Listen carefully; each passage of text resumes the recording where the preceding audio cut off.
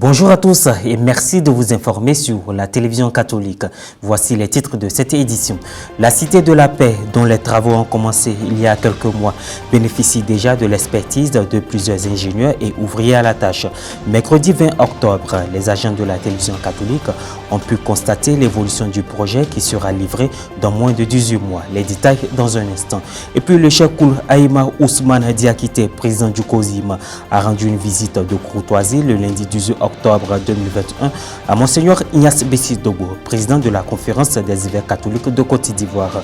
La rencontre qui s'est déroulée au siège de l'épiscopat ivoirien vient renforcer les liens de fraternité en les consolidant et surtout le renforcement de l'alliance interreligieuse.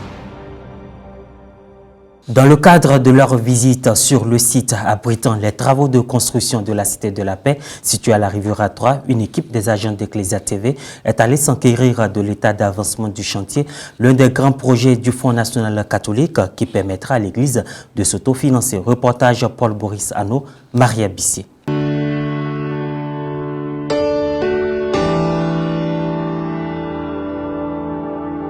Des agents d'Ecclesia TV, la télévision catholique, se sont rendus le mercredi 20 octobre 2021 sur le site du chantier de construction de la Cité de la Paix, situé dans la commune de Cocody, dans le quartier de la Riviera 3 pour la visite mensuelle.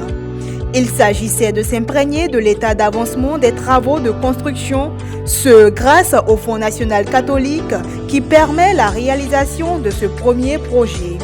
Avec le contrôleur des travaux au compte de la structure ETIFA, M. Alain Haïzi, nous avons pu constater un changement conséquent de l'évolution du chantier et du type de matériaux utilisés.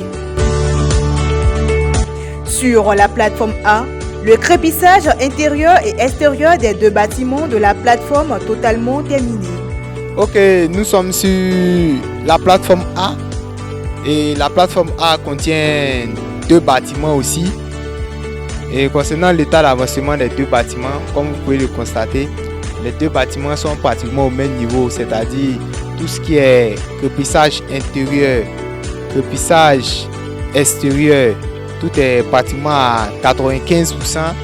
Il nous reste quelques retouches et nous avons fini avec tout ce qui est étanchéité aussi en toiture, terrasse. Donc sur la plateforme A actuellement, nous sommes en train de faire la fosse septique et les regards, en train de faire le montage des regards qui vont vers la fosse septique. Pour la plateforme B, nous avons remarqué une importante avancée des travaux de 70 à 95%. Là, nous sommes sur la plateforme B de la Cité de la Paix. Et cette plateforme contient deux bâtiments. Concernant l'état d'avancement des travaux sur les bâtiments, au premier bâtiment, nous avons fini le crépissage au rez-de-chaussée.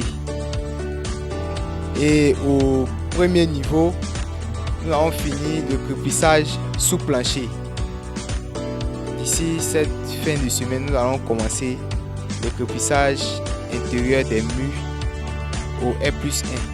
Il faut noter aussi que le crépissage extérieur est pratiquement à 80%, comme vous pouvez le constater.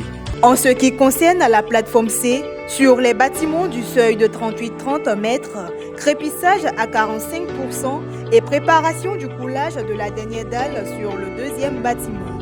Sur les bâtiments du seuil de 41-90 mètres, l'élévation du rez-de-jardin des deux bâtiments terminés.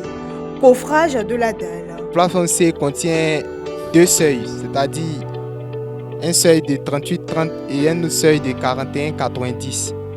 Concernant l'état des travaux sur le seuil 38-30, le premier bâtiment, nous avons coulé la dernière dalle. La dernière dalle, c'est-à-dire la dalle R+1, a été coulée. Nous sommes actuellement en train de préparer le coulage de la côté. La Cité de la Paix comprendra 8 immeubles comprenant chacun 4 appartements de 4 pièces, soit 32 appartements au total, 2 piscines adultes et enfants, un terrain de sport, 2 blocs sanitaires, un bureau et 73 places de parking non couvertes.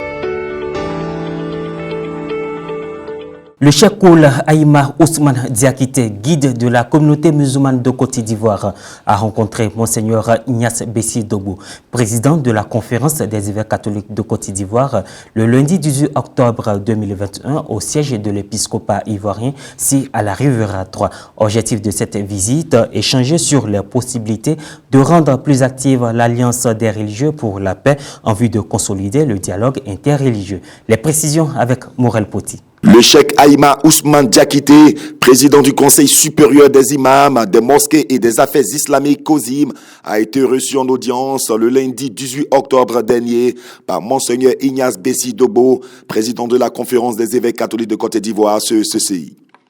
Les guides religieux ont réaffirmé l'importance de travailler ensemble pour prévenir les crises en Côte d'Ivoire.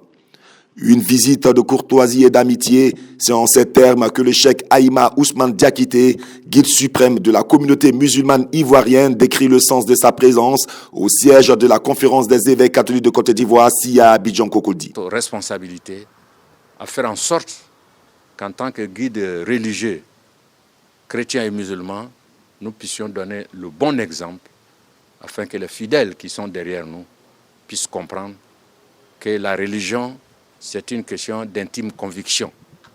Chacun a sa religion. Dieu est le juge. Notre mission, c'est de faire en sorte que chacun, en conservant sa religion, nous puissions vivre ensemble dans la paix, dans la bonne intelligence, dans l'espace commun, qui est l'espace de la République. À la tête d'une importante délégation, le guide de la communauté musulmane de Côte d'Ivoire a abordé avec son hôte le projet d'alliance des religieux pour la paix. L'enjeu serait qu'elle devienne pour les guides des différentes religions en Côte d'Ivoire un cadre de réflexion pour prévenir les possibles crises, renforcer la cohabitation pacifique entre les populations et renforcer le dialogue fructueux entre les religions. Parlant du projet de l'Alliance des guides religieux pour la paix qui était au cœur de leurs échanges, l'archevêque métropolitain de Korogo a souligné la nécessité qu'il y ait une certaine pérennité des actions communes en faveur de la paix et de la cohésion sociale et du dialogue interreligieux. Je pense que nous devons noter cela comme un gain pour notre cohabitation ensemble. Et surtout, nous avons un travail à faire ensemble, que nous avons commencé à faire. Mais il ne faut pas s'arrêter. Il faut qu'il y ait une certaine pérennité dans nos entreprises. Et donc, c'est avec joie que la conférence accueille aussi ce souci de maintenir l'alliance en éveil. Et donc, c'est bon que nous puissions anticiper en nous organisant.